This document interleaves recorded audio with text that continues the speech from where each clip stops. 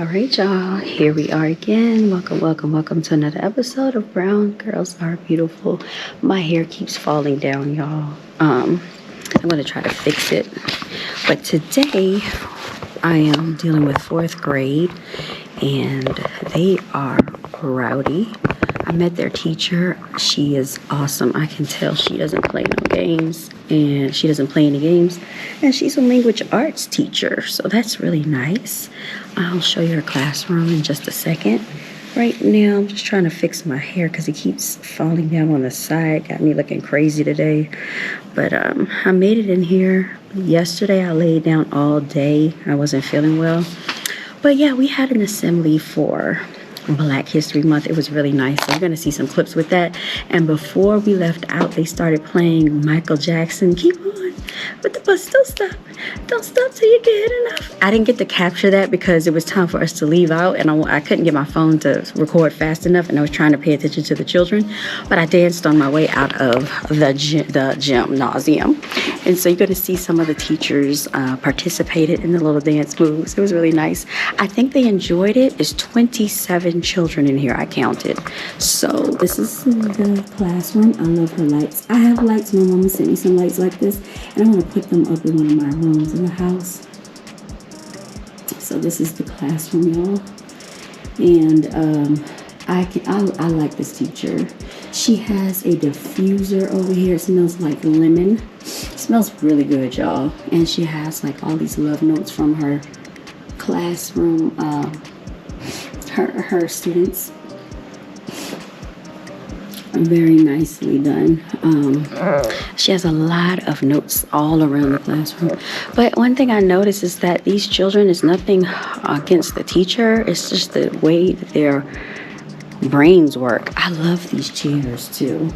I need to get a better chair for my office desk. Well, not really. The one I have is comfortable. This is cute. But anyway, yeah, I think she likes green. That's what it looks like. I need to... Oh, and she even has like the cursive alphabet, y'all. This is something they've taken out of the school systems. So a lot of the children don't even know how to write in cursive. But I loved when I saw this because she has this cursive chart up here. And I know, like, we started learning cursive in third grade, and they have taken that out, and I feel like they need to implement that back into the school system again. So she has a lot of, like, notes all around the classroom. This must be what they're studying right now, but this is their schedule. So after lunch, they have art today. So they're at lunch right now. I gotta keep a track on the time because I have to pick them up. And then all of these are notes that she has all around the classroom. So she definitely likes to write, and she has them writing with pencil and paper. They have a crossword puzzle right here. I was checking over some of their work, so I'm going to review their work before they turn it in, because they are what I find is that they're very lazy when it comes to writing sentences. They don't like to write sentences, and they want to start a sentence off with lowercase letters. They keep making I lowercase when they're referring to themselves, and that's always capital, and then they capitalize, and they forget to put their punctuation. One boy turned in his paper, and they asked a question on the paper. He said, "I don't know." I said, "No, that is not an answer." And basically it was an essay about bats. So I read it to them, and then they have to just go back into the essay, read the questions and answer the questions in complete sentences. But they act like that's a struggle. They've been working for about an hour on this assignment. They only have like 9 questions, I think, in total, and a crossword puzzle. So it does not take that much effort to do. And then some people are still working on their tests, and they're just sitting there staring into outer space like they're not even really focused. So it's really a struggle, y'all. I don't know. They say the children are the future, but these children seem like they don't even understand how important some of this stuff is. Yeah, parents, you really need to get involved. It is very crucial, very critical. If you don't reach them by this age, because like fourth grade, they're pretty much already going to be how they're going to be. Like, I would say by the time they, from the time they're baby to third grade are the most important formative years in their lives.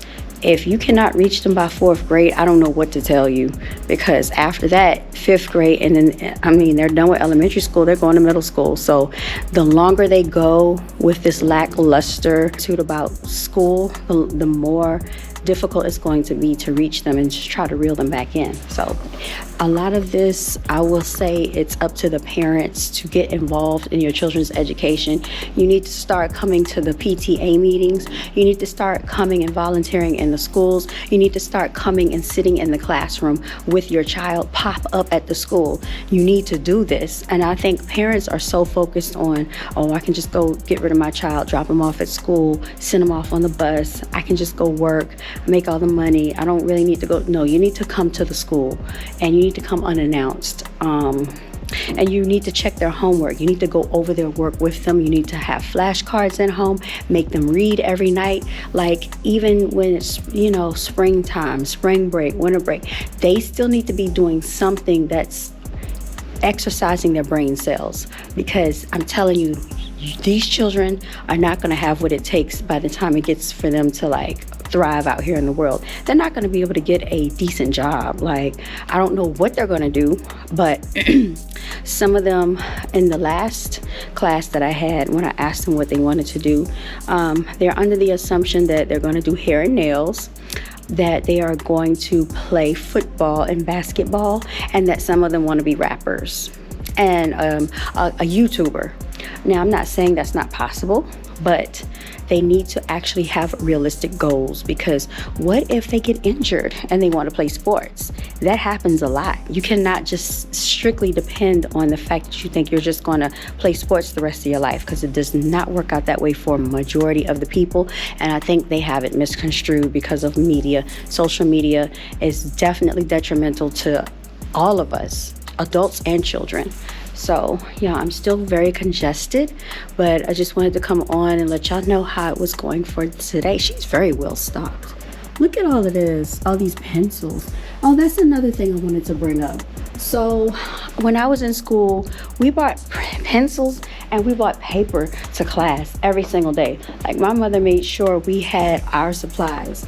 So what I'm noticing is that these schools, the children will sit there and stare at you like they're crazy.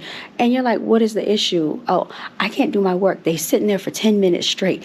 I need a pencil. There's no excuse for that. Pencils are $1 at the dollar store, parents. And I'm going to say this, parents, make sure your children have pencils every single day when they go to school, and paper, notebook paper. It's no excuse. These things don't cost much, and don't say you can't afford it.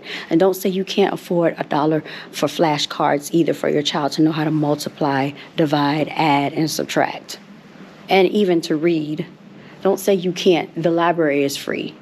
And stop saying you don't have time. You had time to make the child, so you have time to raise that child. And make sure that you are investing in their education more than you are investing into Jordans, iPhones, video games, and iPads and gadgets. Because the human mind created all of that stuff. And I tried to tell these children last week, you are more smarter than this technology, because it took the human brain to create all of these things. These things were created from the brain. The computer was modeled after the brain, after the human being. But the way these children are going, AI is going to be smarter than them. AI is going to take over, and I don't trust it. I showed them a video about robots. I said, what if these things turn on y'all and attack y'all? So we got to really think futuristic when it comes to the children. I feel like the education system is very outdated. So it is up to you as a parent to start doing extracurricular things with your children to make sure they're getting proper knowledge. Because I'm telling you, in India, over in Asia, their parents don't play about education. Even the Hispanic parents, they don't really play when it comes to education. But you get a lot of these school systems when it's coming to this is a Title I school, but it's still a decent school. It's a nice school. It's a brand new school. They're building a lot of houses around here. So you're having a lot of integration, mixing and mingling. But this is a school that's predominantly Hispanic, and I'm seeing mostly melanated. So when you get a school like that, It is a reflection of the environment. So it is up to the parents to make sure you're introducing your children to the things that they need to excel in life. And that's their environment and things that they are around and exposed to in the household. Okay? Anyway, I'm going to sign out. I'm going to take a few minutes to just go over these papers and read some of this stuff they wrote. And I'll tune in with y'all later.